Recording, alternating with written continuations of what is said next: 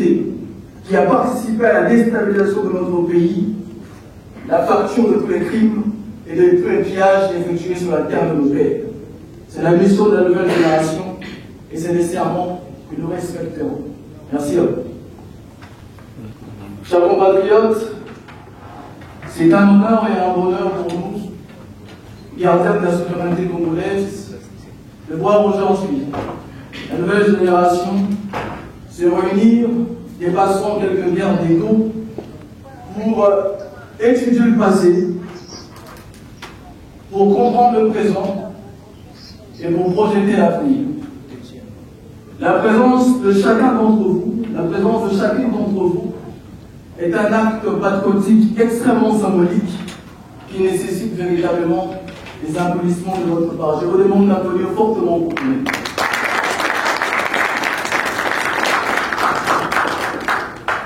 Vous allez très bien comprendre que dans mon expression, je n'utilise pas le terme jeunesse, parce que pour moi, en politique, il n'y a pas de jeunes et de vieux, mais en politique, on parle plutôt de l'ancienne génération et de la nouvelle génération. Parce qu'on peut bien être jeune, mais faire la politique avec des idées vieilles, mortifères, et on peut bien être vieux, mais faire la politique avec des nouvelles idées, avec de nouvelles façons, avec de nouvelles idéologies, n'est-ce pas? Chers compatriotes, on doit comprendre qu'aujourd'hui, nous sommes là parce que nous savons pertinemment que notre pays aujourd'hui est en voie de disparition. Nous sommes là aujourd'hui parce que nous avons tous peur. Nous avons tous peur de voir notre pays continuer à être la proie de puissance mondiale et de leurs voisins extrêmement vieux. Nous sommes là aujourd'hui parce que nous avons peur de voir notre pays continuer à être la proie et l'actuelle classe politique qui ne cesse de diriger notre pays vers l'abîme. Mais dans notre peur, il y a quelque chose de grand. Dans notre peur, il y a quelque chose de beau. Notre peur, contrairement à d'autres, elle est créatrice, elle n'est pas défaitiste. Notre peur est celle-là qui nous guide juste vers la hauteur des idées et vers la vision des grandeurs. Notre peur nous guide simplement et justement à nous réunir pour discuter sur l'avenir de notre nation. Et la question qui est posée aujourd'hui, c'est de savoir comment rendre la dignité aux Congolais et comment sortir la RDC de l'humiliation internationale. Et l'objectif de cette conférence, c'est de trouver des solutions et de pousser notre population à l'élévation et de pousser justement notre population à la compréhension des enjeux internationaux, régionaux et bien évidemment locaux. Et c'est aussi pour trouver des solutions aux défis existentiels que notre nation fait face depuis 1985. Et pour trouver des solutions, il est important d'abord d'interroger les problèmes. Parce qu'on ne peut pas solutionner le problème sans questionner justement les causes et les conséquences qui nous dirigent justement vers ces réalités politiques. Pour bien comprendre ce qui se passe aujourd'hui en RDC, je pense qu'il faut d'abord faire référence à l'histoire. Tout commence en 1885. Les puissances mondiales se sont réunies à Berlin pour dépester l'Afrique, pour se partager l'Afrique. Et il était question justement de donner à chaque puissance une portion de terre, une portion où ils doivent justement articuler leur système colonial. Mais dans cette conférence de puissance mondiale, il y avait un sujet qui taraudait l'esprit de toutes les puissances. Il y avait un territoire qui attisait ou qui attirait le convoitise de toutes les puissances. C'est un territoire, c'est nommé à l'époque, c'est comme ça qu'on l'appelait à la conférence de Berlin, le bassin du Congo. Et donc, les puissances mondiales, après avoir compris que ces bassins du Congo régorgeaient des potentialités énormes, elles ont décidé d'en faire un réservoir de minerais stratégiques appartenant à toutes les puissances. Elles ont décidé de faire du Congo une sorte de boutique de puissances étrangères. Ils ont décidé de faire du Congo, notre pays, une boutique où ils peuvent, en tant que puissance, justement, venir à chaque fois pour piller et pour maintenir leur statut de superpuissance dans le monde. D'ailleurs, l'histoire nous enseigne que pour que la puissance mondiale puisse entrer à l'ère industrielle, à l'ère de l'automobile, elles sont venues chez nous pour se servir de caoutchouc congolais. Oui ou non? C'est de l'histoire. Je pense que nous maîtrisons toute cette histoire-là. Les puissances mondiales, pour entrer à l'ère du nucléaire, elles se sont servies de l'uranium congolais. Oui ou non? Oui. Elles sont venues ici en concubinage incestueux justement avec les systèmes coloniaux belges pour piller nos ressources, pour avoir l'uranium de Chingolo. Ça veut dire que quelque part, elles se servent de nous pour que nous puissions être dans la boutique de richesses naturelles leur appartenant. Et pour faire front au communisme à l'époque, la guerre froide, les puissances occidentales se sont encore servies du Congo pour piller notre cuivre et pour en faire justement un élément de puissance leur permettant de freiner l'avancée du communisme. Oui ou non? Oui. Et après cela, ils ont imposé à notre pays une dictature de 32 ans. Certains diront que c'était l'âge d'or, mais lorsqu'on creuse dans la profondeur de l'histoire, on comprend très bien que même le président Mobutu faisait partie aussi quelque part de l'agence des renseignements de la CIA. C'est un fait historique à préciser. Après avoir imposé la dictature au Congo, toujours la logique de nous imposer justement leur logique d'être la boutique de minerais stratégiques, ils se sont encore servis de nous lorsqu'il s'agissait de lancer l'ère de l'appareil téléphonique, l'ère même des appareils mobiles. Ils sont venus à l'est du Congo, au Kivu, pour piller notre volcan. Donc, dans cette séquence historique, elles ont encore fait de nous une boutique de minerais stratégiques. Et justement, aujourd'hui, nous le savons, l'histoire nous l'enseigne, et c'est d'ailleurs le fait actuel, pour pouvoir maintenir ces statuts de superpuissance, l'Occident se sert du cobalt congolais pour la transition énergétique, avec le cobalt, justement, et l'Occident se sert encore du Congo pour la transition écologique.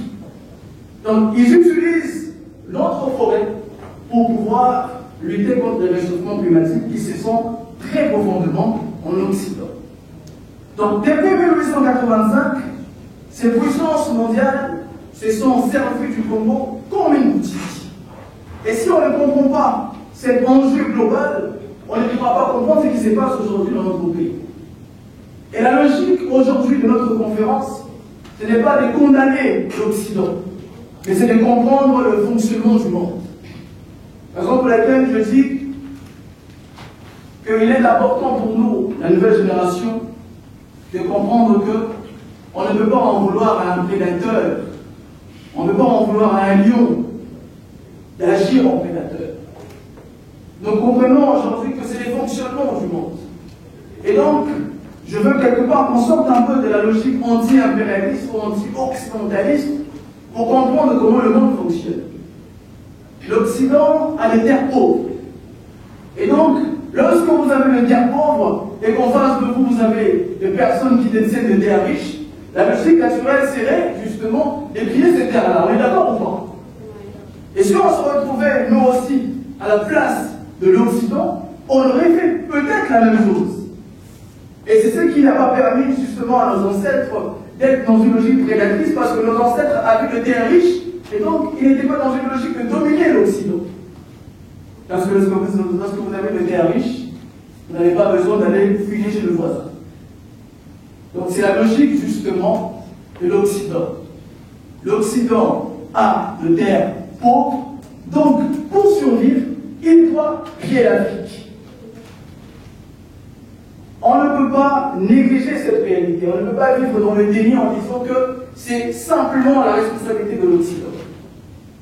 Et l'objectif d'ailleurs de la conférence d'aujourd'hui, c'est de nous pousser justement à comprendre ce fonctionnement mondial. Et les mêmes puissances mondiales, justement, ont tout fait pour faciliter la création d'une élite complexée, d'une élite corrompue et d'une élite aliénée. Parce qu'il faut dire le juste des raisons, les acteurs politiques viennent tous d'un système éducatif colonial. Donc quelque part, dans leur contexte cérébral, ils sont tous, il faut le dire, aliénés, corrompus et complexés. Et nos dirigeants politiques, parce qu'ici je ne veux pas être dans la personnification, dans la personnalisation, ma mère m'a dit de ne pas citer le nom, donc je vais quand même respecter sa présence ici. On va plutôt parler d'un système. Donc, nos acteurs politiques actuels sont tous aliénés, complexés et corrompus. Et ils pensent tous que le Congo est une boutique des puissances mondiales. C'est malheureusement une réalité actuelle. Nous avons des dirigeants politiques qui pensent que le Congo appartient en réalité à l'Occident. Raison pour laquelle, lorsqu'ils arrivent aux affaires, qu'est-ce qu'ils font? Ils ne font que gérer les affaires courantes. Ils ne sont pas là pour tabler sur une vision de grandeur. Il n'y a pas un plan réel des restructurations, de refondation de l'État. Et d'ailleurs, vous allez le constater, à chaque fois qu'il y a un problème, ils vont tous prendre le communiqué pour demander de l'aide à la communauté internationale. Parce que justement, ce qui boutique et Zumoto, il faut revenir à une couleur boutique. Et dans leur logique de fonctionnement, et d'ailleurs, l'histoire me rappelle, récemment en 2017, lorsqu'Edem Kojo était appelé pour faire la facilitation du dialogue, lorsqu'il a rencontré les opposants politiques.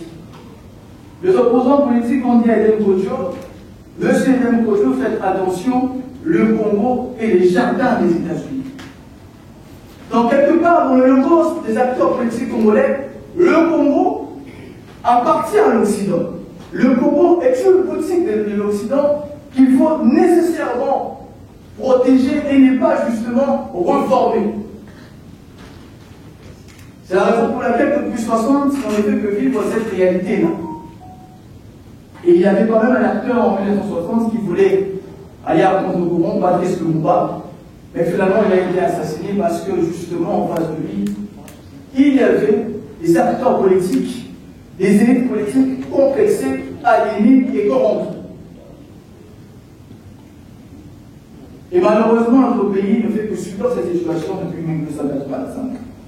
Donc il y a d'abord l'enjeu global, où les puissances mondiales le considèrent comme une boutique des minéraux stratégiques qu'il faut piller. Et puis il y a l'enjeu local, où le groupe aux élites pense que le Congo est une boutique des puissances mondiales. Et donc quelque part, ils sont incarcérés dans leur cerveau qu'il faut nécessairement se référer à l'Occident pour trouver des solutions. Et l'objectif de la conférence est de poser la question du pourquoi. De régler la maladie qui incarcère nos élites politiques pour que la nouvelle génération puisse justement trouver son propre chemin. Et ça sera d'ailleurs le diptyque de notre pensée politique. Nous, le cadre de la souveraineté, nous avons compris que nos élites souffrent d'un manque d'identité nationale et d'un manque de volonté de puissance. Nos élites et nos acteurs politiques sont complexés, aliénés et corrompus parce que véritablement, ils ne maîtrisent pas l'identité nationale. Ils ne maîtrisent pas l'identité africaine. Parce que lorsque vous ne maîtrisez pas votre propre identité et que vous êtes face à l'autre qui maîtrise son identité, facilement vous vous faites dominer. Lorsqu'un peuple n'est pas enraciné dans sa culture, dans son identité, ce peuple ne peut pas coopérer avec l'autre dans une logique de collaboration. Parce que quelque part, nous avons subi ce qu'on appelle l'occidentalisation du cerveau. Et ces manques d'identité, parce qu'il faut d'abord aussi comprendre l'identité, c'est quoi l'identité, pour que cela nous permette justement de bien comprendre les enjeux actuels. L'identité, c'est la connaissance de qui vous étiez, de qui vous êtes et de qui vous devez être. L'identité vous permet de vous insérer dans le temps et de renforcer la dignité et la fierté nationale. Nous devons prendre en compte, et c'est cette mentalité qu'on doit insérer dans la nouvelle génération, que nous étions les civilisateurs du monde. Nous avons apporté la grande civilisation. Nous avons appris au monde les mathématiques.